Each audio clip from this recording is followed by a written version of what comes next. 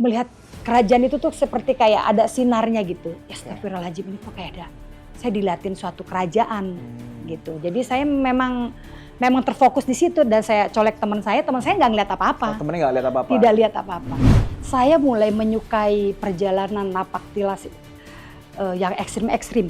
Oke. Seperti saya berendam di bawah curug yang terjal.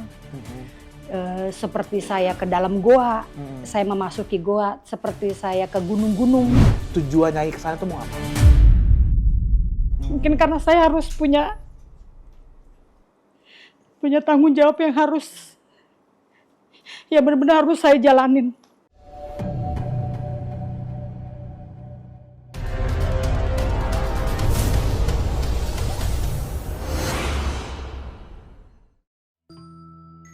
Halo semuanya, selamat datang di Halo Misteri. Kali ini gua kedatangan satu tamu yang sangat spesial sekali. Ini adalah Nyai Jingga Samudra. Selamat datang Nyai. Selamat datang. Apa kabar? Mas Radit. Baik, alhamdulillah. Sehat ya? Alhamdulillah sehat. Nyai, terima kasih sudah jauh-jauh datang ke Bekasi, ke rumah untuk bisa ngobrol-ngobrol sama Nyai. Buat teman-teman semuanya, profil dari Nyai ini adalah Nyai sampai dengan hari ini dipercaya sama banyak orang yang datang ke rumah Nyai untuk karena satu dan dua hal, mereka punya keluh kesah, punya masalah, akhirnya ketemu sama Nyai ya. Betul. Rata-rata yang mereka lakukan, mereka datang itu masalahnya apa aja Nyai?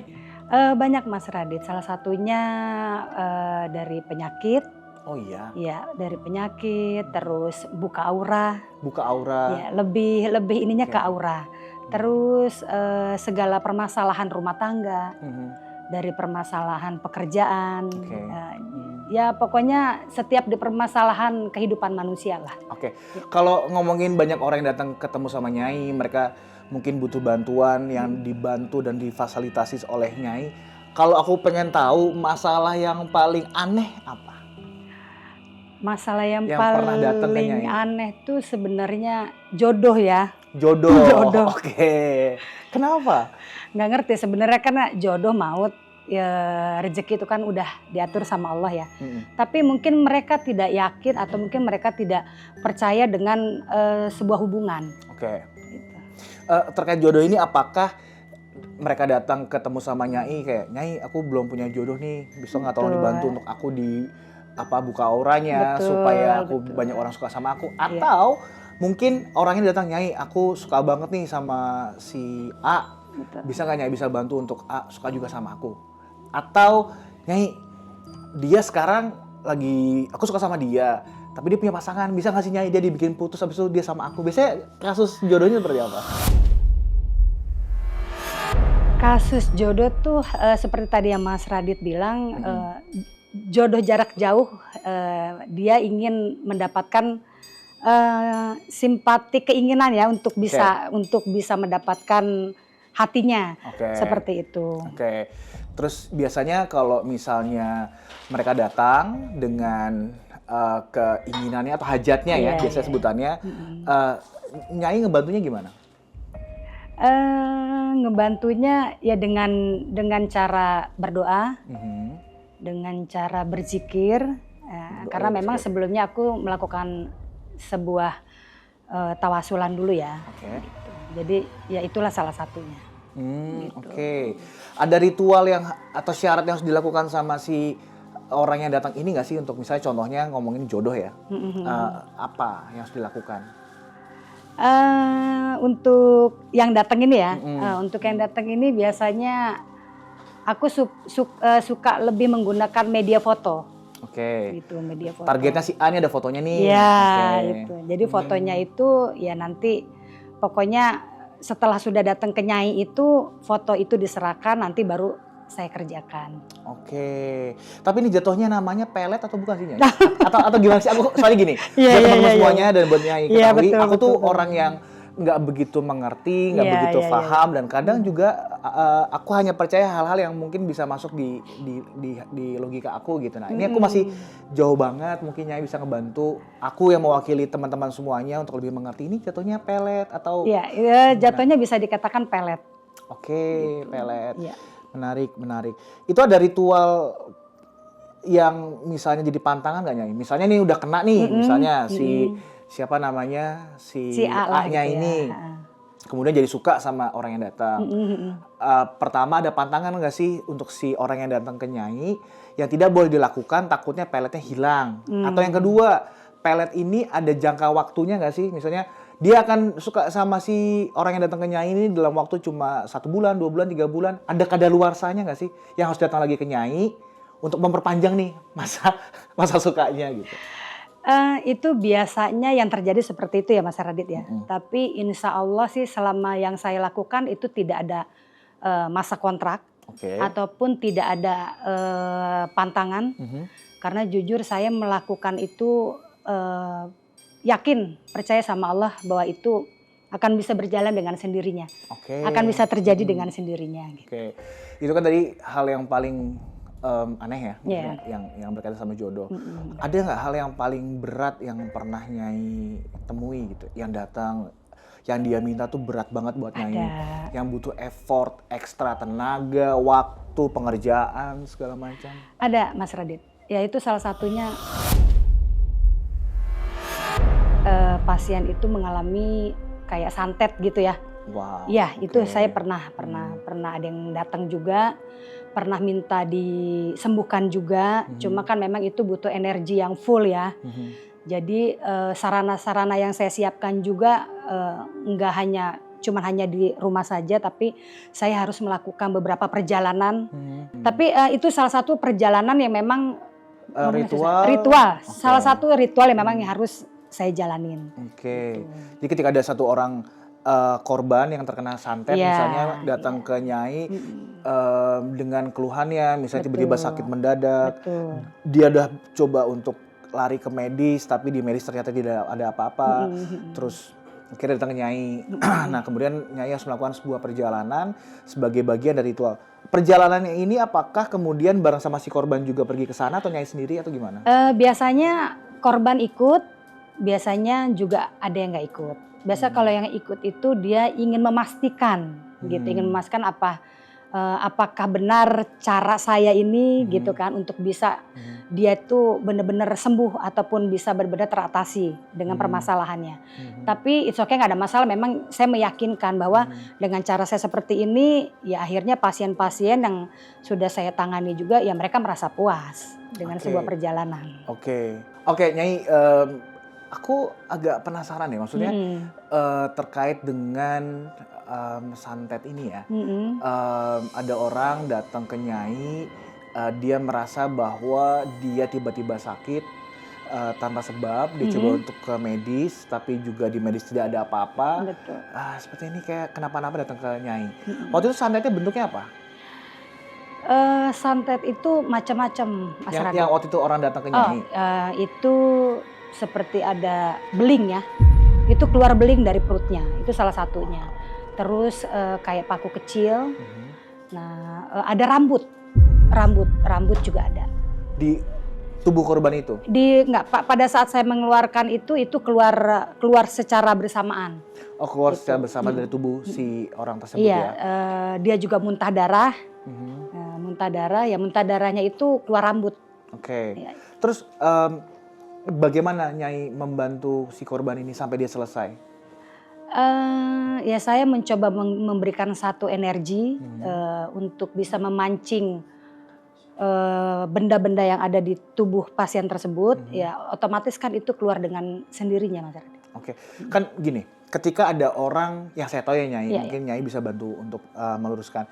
Yang saya tahu ketika ada satu orang menjadi korban santet, artinya ada satu orang yang nggak suka sama dia, dia datang ke seorang dukun, kemudian dukun ini yang kemudian mengirim si benda-benda gaib atau makhluk gaib itu ke si tubuh korban.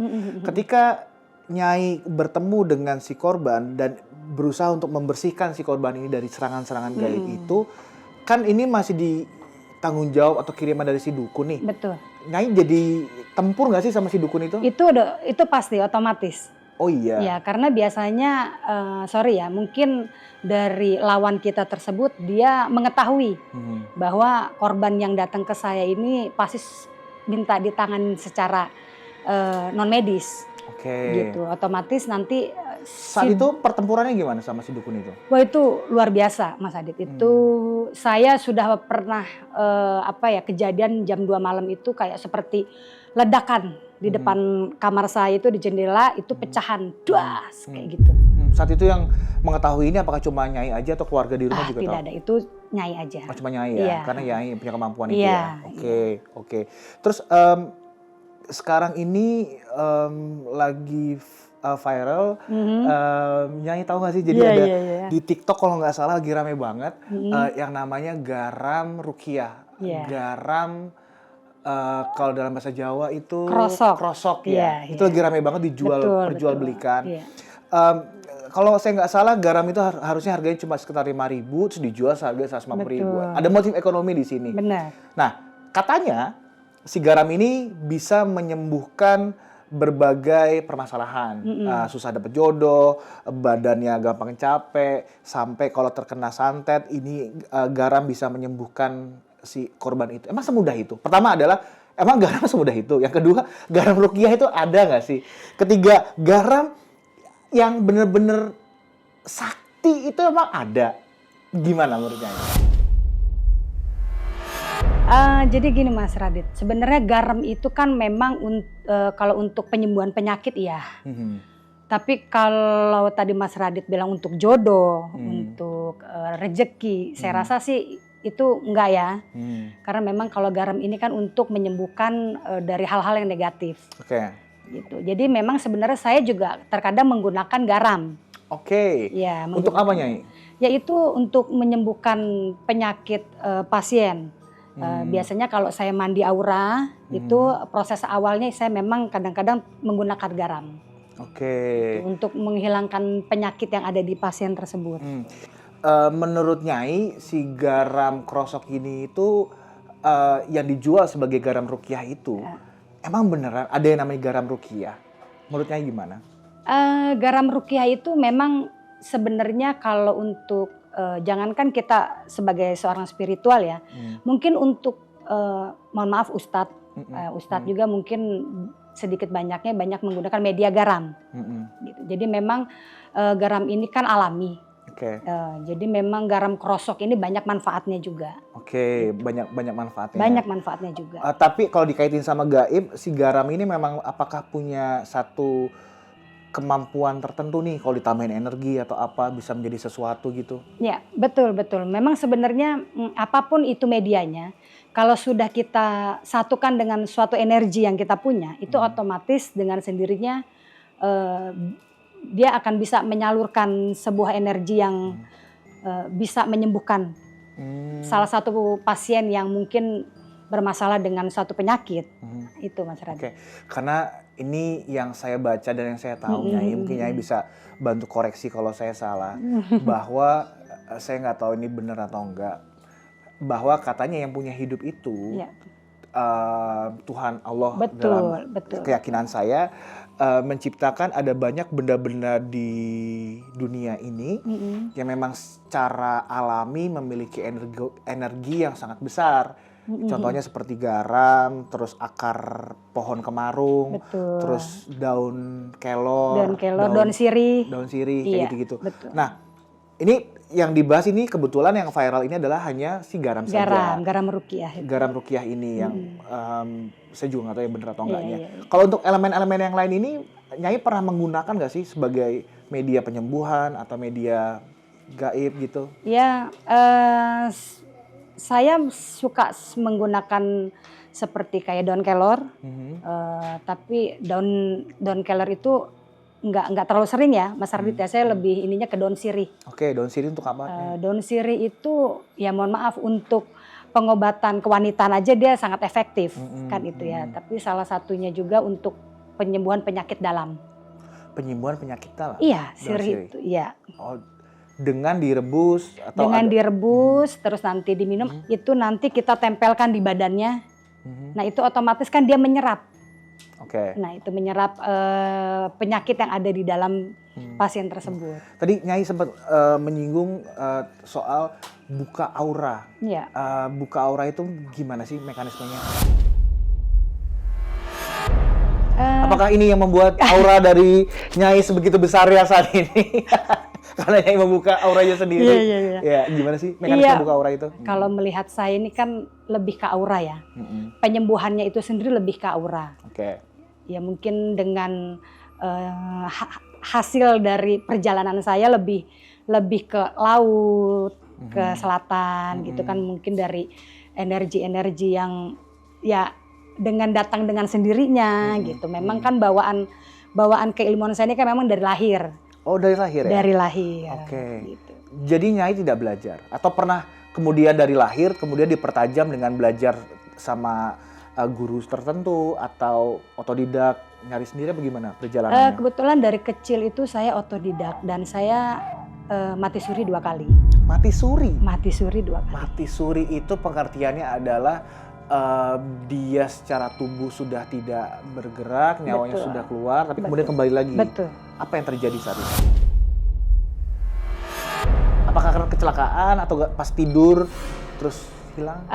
Pada usia 5 tahun saya mati suri 4 jam. 4 jam? 4 jam. Pada saat itu saya panas tinggi. Panas tinggi, saya ada di rumah sakit Persahabatan dan dokter sudah mendiagnosa bahwa saya sudah nggak ada. Oh ya? Ya, pada saat itu tiba-tiba mungkin papa saya atau di sebelah saya ada kakek saya. Kakek saya ini orang yang paling orang yang paling penting lah dalam hidup saya, kakek saya, karena saya dulu kecilnya lebih banyak tinggal sama kakek. Gitu. Jadi mungkin karena kakek ini orang ngerti, jadi kakek ini mungkin membisikkan ke papa saya bahwa saya ini masih hidup. Padahal dokter itu sudah tutup saya dengan kain kafan, bukan kain kafan, kain putih yang di rumah sakit. Ya, selimut itu bahwa saya sudah nggak ada. Tapi akhirnya saya dibawa sama almarhum papa saya, digendong dari atas tempat tidur gitu, saya dipindahin ke Karoles. Oke. Nah, sampai di Karoles itu dengan bantuan dokter. Waktu itu kan didiagnosa sebagai sudah meninggal ya, sudah nggak ada. Artinya detak jantung sudah nggak ada? Sudah tidak ada. Oke. Selama 4 jam itu saya memang dinyatakan sudah tidak ada. Karena mungkin dengan panas yang begitu tinggi ya, mungkin kalau sekarang tuh 40-41 lah gitu. Sampai saya tuh udah nggak bergerak sama sekali. Detak jantung juga sudah tidak ada? Detak jantung sudah nggak ada. Akhirnya pas dibawa ke rumah sakit. Tapi yang lucunya lagi gini Mas Radit. Sebentar, ini nggak lucu tuh. Nggak, maksudnya gini loh. Di dalam perjalanan itu waktu saya dibawa ke Karoles itu mobil taksi itu sempat pecah bannya. Pecah bannya? Pecah bannya. Jadi papa saya... Ini tahun berapa, 5 tahun yang lalu, usia 5 tahun itu, sekarang saya usia 44. 44? Iya. Wow, oke. Jadi usia, tahun berapa itu ya, lupa lagi saya. 40 tahun yang lalu, ya. Ya, sekitar tahun 74 ya. Iya. Bukan, no. 84. 84, iya. Iya. 84, oke. Nah, itu waktu saya mati suri yang pertama.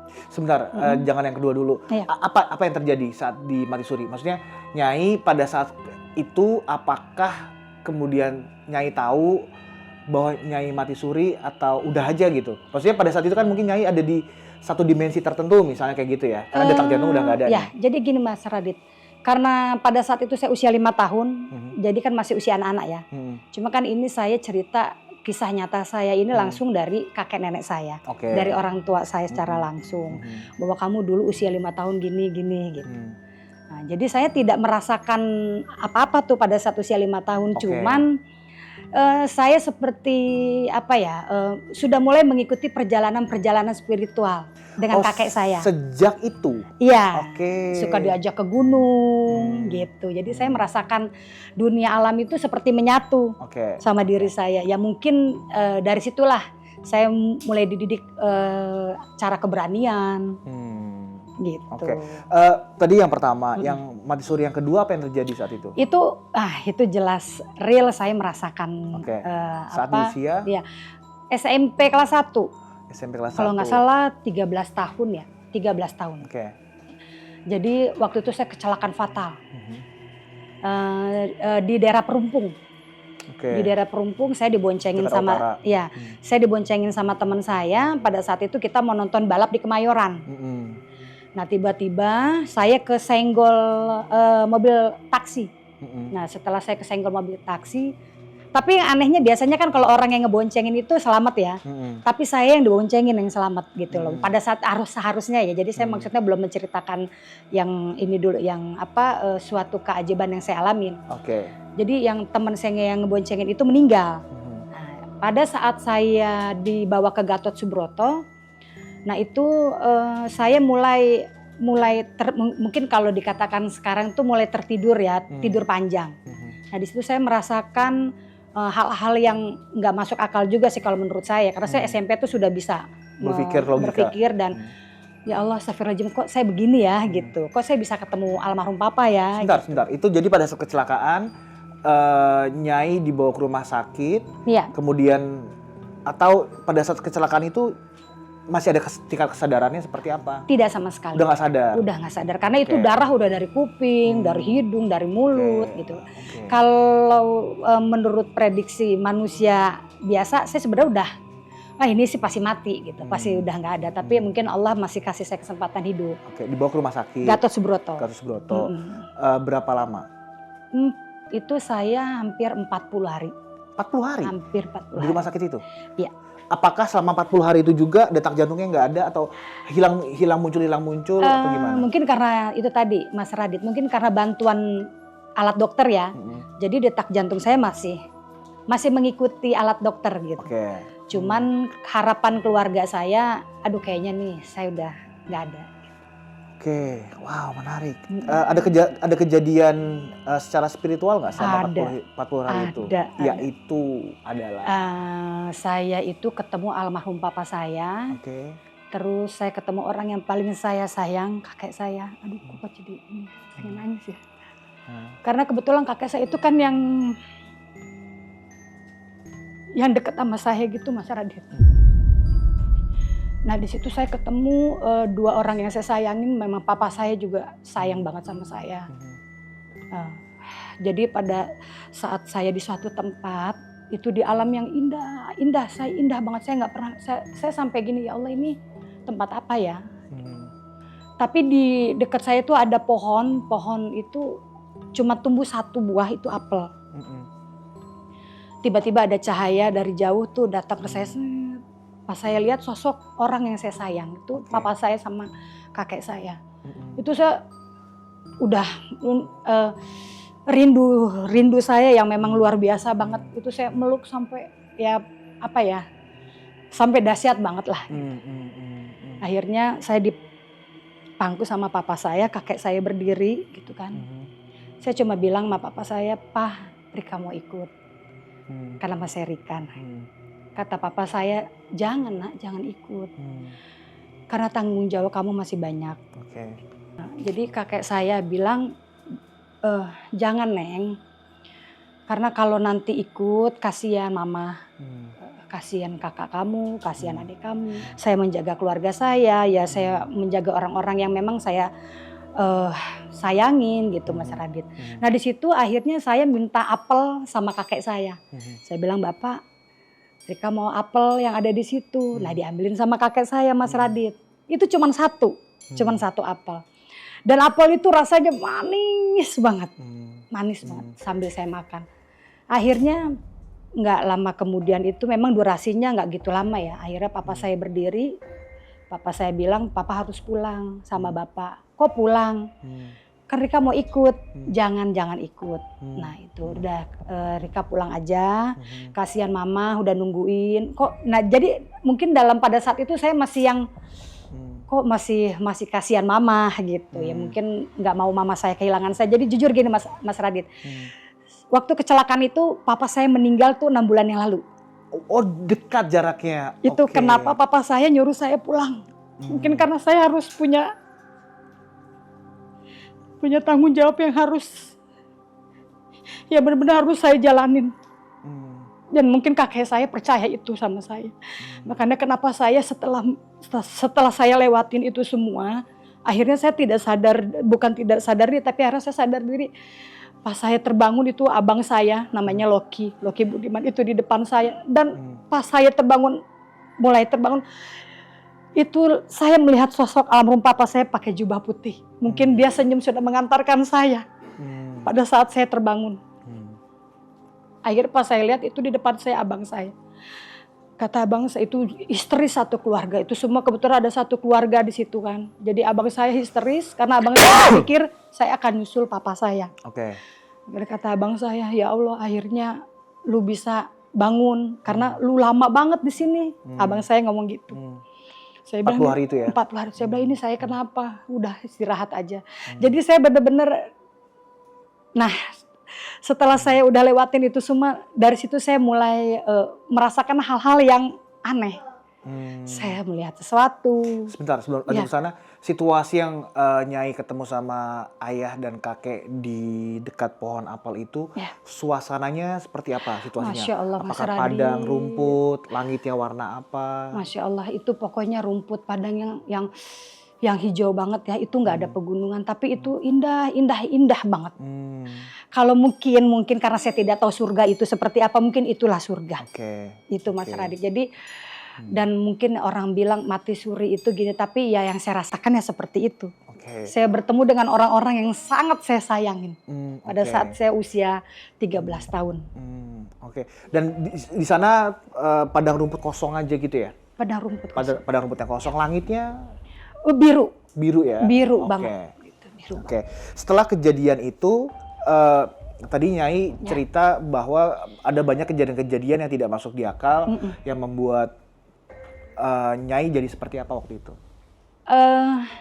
Saya mulai menyukai perjalanan napak tilas yang ekstrim-ekstrim. Seperti saya berendam di bawah curug yang terjal.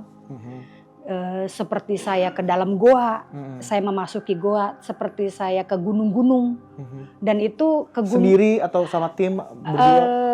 Paling banyak saya 3 orang, gitu, teman-teman saya. Memang teman-teman spiritual ya, tapi saya memberanikan diri. Tapi pada saat itu saya memang punya keberanian yang khusus. Ini apakah masa pada saat usia SMP, SMA? No. Setelah saya mulai usia 30-an ya. Baru mulai memperdalam lagi ya? Napak tilas itu ya. Napak tapi tilas, kalau yang setelah mati suri itu, saya mulai melihat hal-hal yang aneh gitu Mas Radit. Gini, kan Nyai ini kemudian tadi Nyai cerita kemudian melakukan perjalanan-perjalanan kayak tadi ke laut pantai selatan, ke curug, ke gua, segala macam. Orang-orang yang kemudian pergi ke satu tempat kan suka ada yang bilang ketempelan, atau misalnya orang dikirim dalam bentuk guna-guna dan sebagainya. Nah, ada metode yang saya masih nggak masuk di akal saya tentang si garam ruqyah tadi. Tapi sebenarnya metode ruqyah yang Nyai tahu tuh seperti apa sih? Metode ruqyah itu macam-macam ya Mas Radit. Salah satunya garam. Ya, salah satu metode itu ya metode garam. Terus jadi garam ruqyah yang lagi viral ini bener itu? Sebenarnya sih kalau garam ruqyah ini kan itu kan hanya sebuah nama aja ya. Garam ruqyah karena mungkin orang itu ingin menjual satu produk gitu kan. Jadi produk itu kalau ruqyah itu kan orang lebih percaya dengan cara-cara Islami gitu. Tapi kalau menurut saya garam itu ya memang bagus untuk pengobatan juga. Jadi sebenarnya tidak perlu dilabeli sebagai garam ruqyah, ada mereknya segala macam. Garam krosok itu pada dasarnya juga bisa digunakan. Betul. Metodenya gimana kalau untuk ruqyah? Metodenya itu ya saya biasanya berendam ya. Berendam di satu tempat gitu kan. Atau enggak saya gunakan garam itu saya masukin ke dalam ember, wadah. Nah nanti saya kadang suka campurin, saya tidak pernah lepas dari daun sirih. Daun sirih? Ya itu kadang saya mix, saya jadikan satu untuk membersihkan hal-hal negatif dari pasien-pasien yang mungkin ada penyakitnya ya. Jadi caranya adalah si garam ini kemudian dilarutkan ke dalam air. Betul. Dimandikan ke si orang tersebut, pasien tersebut. Kalau nggak salah Nyai juga pernah membawa untuk mandi di sebuah gua di satu tempat. Itu ini maksudnya apakah sama ruqyah, modalnya ruqyah atau tuh untuk ritual yang lain? Sebenarnya Kalau saya lebih ke ritual lain ya.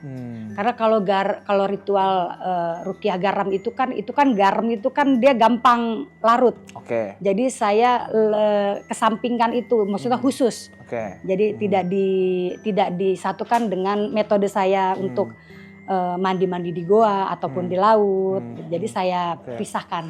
Oke, Nyai, seperti yang kita ketahui terkait dengan metode ruqyah. Iya. Ketika menggunakan metode ruqyah itu ada banyak banget metode dan caranya. Itulah yang membuat kemudian si garam ruqyah yang saat ini sedang viral banget di TikTok dan di mana-mana, mereka menyematkan kata-kata ruqyah dalam garam tersebut. Nah, tapi kalau untuk ruqyah sendiri menurut Nyai itu seperti apa sih? Ruqyah itu kalau dalam pengobatan dalam Islam itu kan memang perlu membaca ayat-ayat Al-Quran ya. Ya. Gitu. Oke, jadi metodenya adalah dengan membaca ayat-ayat Al-Quran. Ayat-ayat Al-Quran, kemudian dengan menggunakan sebuah media. Iya, betul. Salah satunya media itu salah satunya ya garam. Garam. Oke. Jadi tapi aku penasaran deh, apakah ketika misalnya si garam ini kemudian dibacakan doa-doa, atau mungkin ada pihak-pihak lain yang kemudian menggunakan mantra-mantra, apakah doa ataupun mantra itu nempel di garam itu atau gimana sih sebelum digunakan gitu? Ya, jadi garam itu biasanya kita doakan dulu ya Mas Radit dengan ayat-ayat Al-Quran atas izin Allah. Otomatis kan secara tidak langsung energi yang kita keluarkan itu kan melekat. Oke. Nah, jadi istilahnya yakin aja, yakin apa yang sudah kita siapkan itu insya Allah untuk bisa menjadi pengobatan. Oke, jadi yang menempel itu doanya atau energi baik dari yang Nyai misalnya gitu. Biasanya gimana sih? Ya dari doa juga sehingga mengalir suatu energi. Oh, mengalir suatu energi. Iya, itu. Oh, artinya sebenarnya medianya tidak harus garam dong? Kayak air, atau mungkin daun sirih, atau mungkin daun kelor, atau enggak bambu petung lah gitu sebenarnya. Atau teh kotak juga bisa. Boleh. Misalnya gini Mas Radit, seperti gini ya, teh botol nih.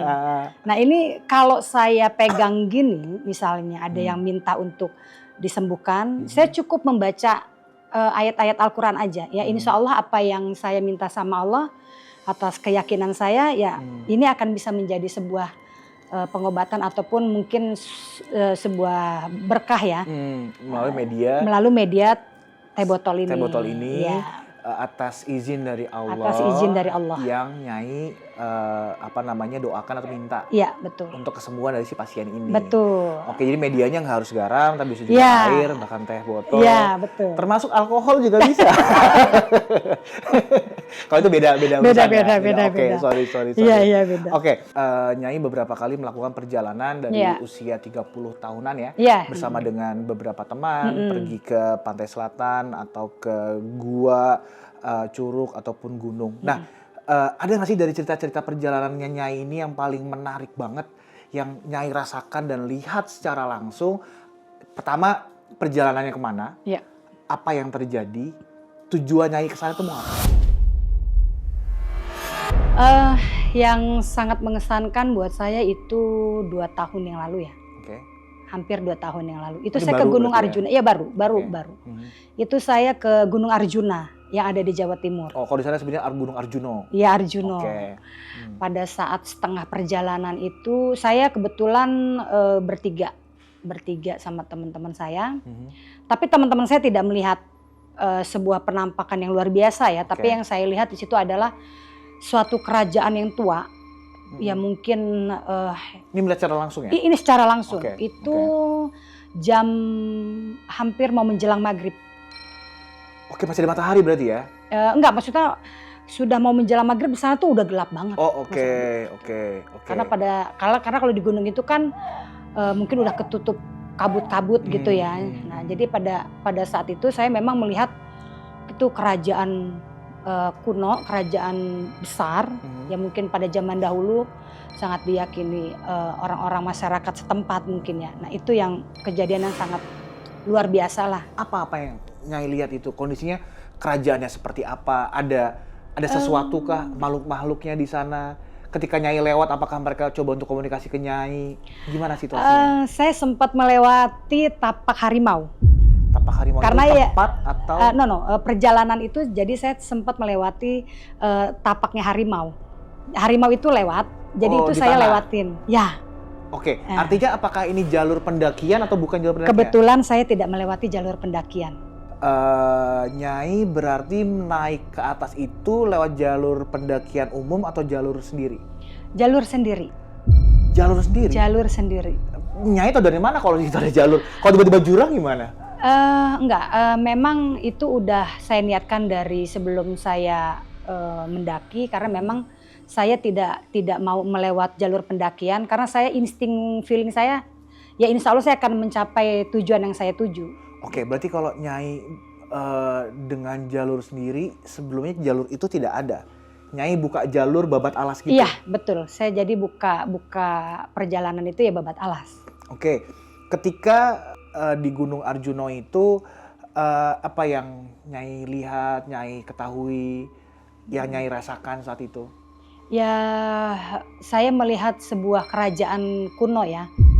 Melihat sebuah kerajaan kuno yang sangat tua sekali. Kerajaan kuno itu apakah bentuknya istana atau rumah biasa atau gimana? Oh enggak, itu kayak seperti kerajaan-kerajaan zaman dahulu seperti istana ya. Dan itu bangunannya juga bangunan yang sangat kuno sekali. Seperti kayak tiang-tiang tinggi-tinggi zaman dahulu gitu ya. Ya itu sih. Gerbang-gerbang. Iya, gerbang-gerbang, pintu-pintu yang mungkin batu-batu zaman dulu. Oh, batu-batu merah itu misalnya zaman dulu. Sebenarnya bukan batu merah ya Mas Radit. Dia lebih karena itu posisinya udah gelap ya. Jadi saya cuma hanya melihat kerajaan itu tuh seperti kayak ada sinarnya gitu. Ya astagfirullahaladzim, ini kok kayak ada. Saya dilihatin suatu kerajaan gitu. Jadi saya memang terfokus di situ dan saya colek teman saya nggak ngeliat apa-apa. Temennya nggak lihat apa-apa? Tidak lihat apa-apa. Pas Nyai kasih tahu bahwa gue ngeliat ada kerajaan nih di sini, lo lihat nggak gitu bisa?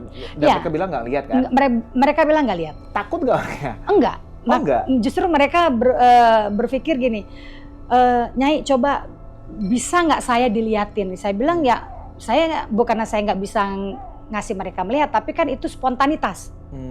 Karena begini mungkin Mas Radit, saya mungkin dikasih petunjuk-petunjuk yang akan saya tuju mungkin gitu ya, mungkin itu petunjuk, oh lewat sini loh gitu, oh lewat sini ya gitu. Jadi saya sebenarnya dari saya lewatin tapak harimau, karena ada tapak harimau itu yang saya lewatin dan saya ngikutin itu, alhamdulillah saya sampai. Oke, sebentar, apakah kemudian si istana di Gunung Arjuna ini sebagai tempat tujuan akhirnya atau Nyai cuma ngelewatin aja untuk ke titik selanjutnya gitu? Enggak, saya melewati ke titik selanjutnya. Oke, jadi Nyai hanya melewati si istana ini ya? Iya. Kerajaan ini ya? Betul. Ada penunggunya nggak sih? Kebetulan pada saat itu saya tidak melihat suatu sosok ya Mas Radit, tapi saya benar-benar melihat suatu kerajaan itu sempat agak fokus. Saya istighfar dalam hati, astagfirullahaladzim. Wah itu megah banget. Masya Allah banget, itu benar-benar kerajaan yang mungkin zaman dulu yang kunonya banget. Gitu. Iya. Wow, di atas gunung ya? Iya. Oke, artinya ini bukan titik kerajaan ini tidak ada di dekat dari jalur pendakian umum? Oh tidak ada. Oh, jauh. Saya malah justru nggak tahu itu dekat dengan jalur pendakian. Gitu. Jadi saya memang jalur khusus. Oke, karena ini bukan titik tujuannya Nyai, kebetulan hanya lewat aja. Iya, betul. Titik tujuan Nyai itu mau kemana waktu itu? Titik mana yang dicari? Sebenarnya saya mau ke puncak apa namanya? Eyang Semar itu loh. Mungkin ada sejarah ceritanya itu ya. Jadi saya pengen ke tujuannya tempat puncaknya Eyang Semar. Puncak Eyang Semar itu apakah puncak gunungnya itu atau beda puncak nih? Beda puncak. Oh beda puncak, jadi bukan gunung puncak dari Arjuna ini bukan ya? Oke. Nyai sampai sana apa yang terjadi kemudian? Apa yang Nyai cari? Ada ritual kah? Ada syaratnya kah? Nggak ada sih Mas Radit, sebenarnya memang saya ingin perjalanan aja sih, napak tilas aja. Oh napak tilas, oke. Setelah dari situ apakah ada sesuatu yang kemudian menemui Nyai di puncak Semar itu, atau ada ritual khusus, atau setelah itu sudah sampai sana langsung pulang atau ngecamp di situ? Kebetulan saya tidak ngecamp di Arjuna ya, tapi karena perjalanan saya tidak seperti perjalanan pendaki biasa, jadi saya sampainya itu kebetulan pagi. Nah pagi itu ya udah kita mulai perjalanan pulang. Jadi saya cuman istirahat sebentar aja. Oh, tektok. Ya, karena di atas itu memang sebenarnya yang saya lihat juga banyak kayak semacam petilasan-petilasan batu-batuan gitu. Di Arjuna itu ya? Iya. Oke, tapi si Gunung Arjuna ini memang maksudnya apakah menjadi tujuan utama dari para ahli spiritual misalnya seperti Nyai untuk mereka datang ke Gunung Arjuna itu untuk melakukan sebuah ritual khusus gitu nggak sih? Yang Nyai tahu ya dari pegiat paranormal orang pintar yang lain. Karena kalau yang aku tahu yang ramai itu kan kayak Gunung Lawu, Gunung Slamet, Gunung Kawi misalnya, ada beberapa ritual yang ada di sana. Kalau Gunung Arjuna ini sendiri profilnya seperti apa? Kenapa Nyai memilih Gunung Arjuna dibandingkan gunung yang lain? Karena saya mungkin kerentak di hati ya pada saat itu tuh kenapa ya saya tuh kepengen banget ke Gunung Arjuna.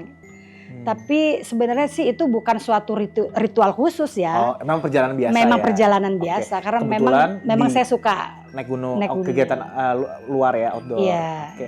Hanya saja kebetulan pada saat Nyai pergi ke sana diperlihatkan sebuah kerajaan di Arjuna itu. Betul. Oke. Nyai ini kan sering melakukan banyak perjalanan ke Gunung Arjuna. Tadi salah satu contohnya pergi ke gua, ke pantai, ke curug dan sebagainya. Gimana tiba-tiba Nyai pergi ke sana? Apakah ada yang nyuruh atau Nyai pengen jalan-jalan sendiri? Yang dicari apa sih sebenarnya di sana? Itu sebenarnya datang dari hati saya ya. Itu kayak ngerentek aja di hati gitu bahwa saya harus ke tempat yang saya inginkan. Tiba-tiba? Tiba-tiba. Oke. Gitu. Tiba-tiba maksudnya berarti di jam 2 malam misalnya, tiba-tiba Nyai dapat ilham? Iya, seperti kayak dapat panggilan. Dapat panggilan. Iya. Dan itu dikasih tahu harus perginya kemana gitu? Ya itu itu sudah terekam di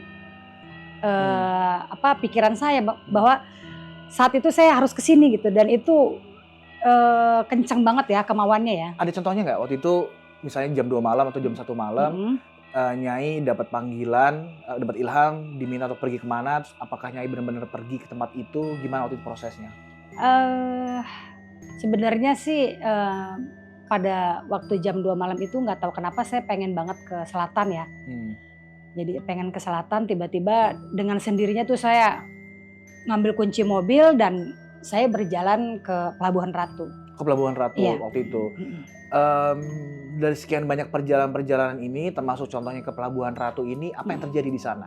Apa yang Nyai lakukan dan apa yang Nyai dapatkan? Sampai di sana saya duduk seperti meditasi. Tempatnya di mana waktu itu? Di Sakawayana. Sakawayana itu satu tempat di Pelabuhan Ratu. Ya, itu ada muara. Dan di situ kebetulan kan ada batu besar ya. Jadi saya sempat duduk dan berdoa seperti duduk meditasi. Akhirnya saya mendapat sebuah petunjuk. Sebuah petunjuk itu yaitu tadi salah satunya saya untuk mengecas diri saya. Menyatu dengan alam. Menyatu dengan alam. Iya. Jadi itu ada di muara Sakawayana, Pelabuhan Ratu. Ada sebuah batu. Iya, batu besar. Karena yang saya tahu buat teman-teman semuanya ya, tempat-tempat yang katanya memiliki zona netral. Zona netral adalah zona di mana alam kita dan alam gaib itu punya energi yang sangat besar. Ketika tempat itu ada satu titik di mana pertemuan dari dua arus air, katanya gitu ya? Iya, betul.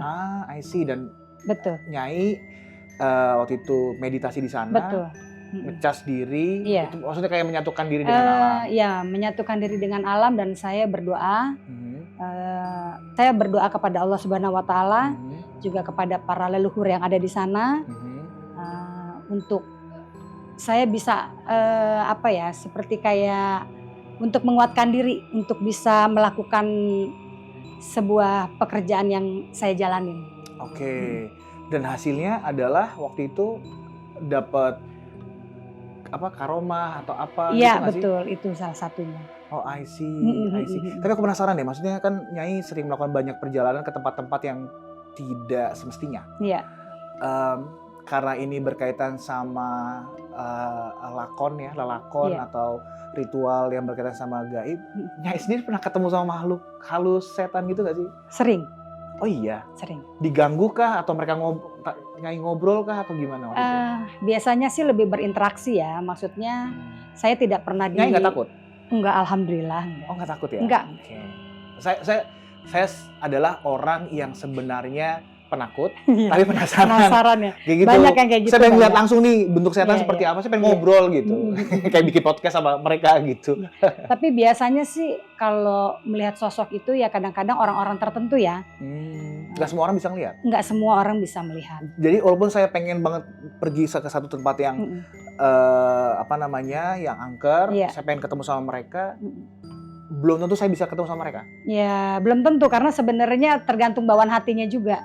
Oh, I see. Baik. Ya, saya penasaran. Iya. Makanya satu waktu nanti kalau Nyai lagi ada perjalanan, saya mau ikut. Oh boleh, Kalau bisa, boleh dengan Saya senang pengen hati. ketemu sama si makhluk-makhluk yang ada di sana. Boleh, Saya pengen boleh. ngobrolin tentang kondisi politiknya mereka di sana bagaimana, sosial ekonominya mereka bagaimana, Oh, iya, iya, hubungan iya. antar setan itu, Iya, apakah iya, ada iya. RT RW, Betul, betul. pemilihan betul. presidennya seperti apa, Oh, segala iya. macam. Nah, Iya, iya, iya. dari sana kemudian Nyai mendapatkan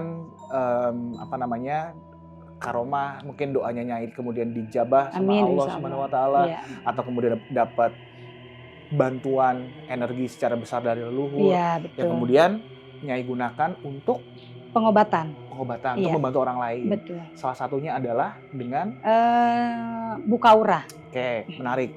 Buka aura ini menurut Nyai kenapa orang itu auranya harus dibuka? Emang kalau misalnya tidak dibuka auranya kenapa Nyai? Sebenarnya bukannya tidak orang itu bukannya tidak punya aura ya. Oke. Tapi saya lebih membuka 7 cakra Oke. yang dimana orang itu kan istilahnya mempunyai sebuah kebutuhan khusus. Nah, misalnya orang ini sudah tertutup oleh hal-hal yang negatif. Nah, saya mencoba untuk membuka, gitu, membuka 7 cakra itu. Oke. Kalau Nyai bisa membuka, berarti Nyai juga bisa menutup aura seseorang dong. Ya, maksudnya itu tergantung bagaimana kita mengaplikasikannya ya. Betul. Tapi ritual teknis dari membuka aura itu gimana sih? Teknis itu sendiri saya ya sama yang tadi saya sampaikan, lebih menyalurkan energi. Oke, Gitu, dengan membuka 7 cakra itu. Iya. Oke, ada ritual-ritual khususnya nggak pergi ke satu tempat atau di rumah yang Nyai aja cukup atau di rumahnya si pasien itu aja cukup? Saya lebih lebih seringnya sih di rumah. Cuman kan kalau pergi ke satu tempat itu kan cuman hanya syariat aja. Oke. Dan apa tandanya bahwa orang itu auranya sudah terbuka? Itu otomatis terpancar seperti seperti tidak biasa yang kita lihat ya. Misalnya orang itu kusam penampilannya ataupun memang dari raut mukanya itu kayak penuh beban gitu. Jadi memang hal-hal yang negatif itulah yang kita bersihkan. Oke. Ya salah satunya dengan mandi sendiri, mudah-mudahan kusam juga hilang ya. Anda gunakan produk cuci muka ini, maka kusam aura Anda akan keluar. Kayak gitu. Nyai, terima kasih banget atas waktunya. Sama-sama Mas Radi. Yang saya doakan untuk Nyai dan juga keluarga yang sudah menjalankan ini semua, semoga semakin banyak orang yang buntu. Amin. Dia tidak tahu dalam mengalami satu masalah yang berat dalam hidupnya dia. Iya. Dia udah mentok nih, gue kemana ya segala macam ya, mungkin ketemu sama Nyai adalah sebuah jawaban mungkin ya. Insya Allah. Supaya Nyai bisa membantu orang lebih banyak lagi dengan segala kebaikan yang Nyai berikan kepada mereka. Terima kasih sekali atas waktunya. Terima kasih Mas Radi. Nyai, buat teman-teman semuanya, menurut kalian dari sekian banyak cerita-cerita yang tadi gue sampaikan bersama dengan Nyai Jingga Samudra, menurut kalian bagaimana? Apakah kalian tertarik untuk membuka aura? Apakah kalian juga tertarik untuk melakukan perjalanan-perjalanan yang kemudian disebut sebagai perjalanan untuk mencari tirakat? Tirakat. Untuk pergi ke satu tempat, apakah kalian percaya dengan hal semua ini? Apakah ini cerita yang halu atau benar-benar terjadi? Sampai jumpa di Haluan Misteri berikutnya. Bye-bye. Bye.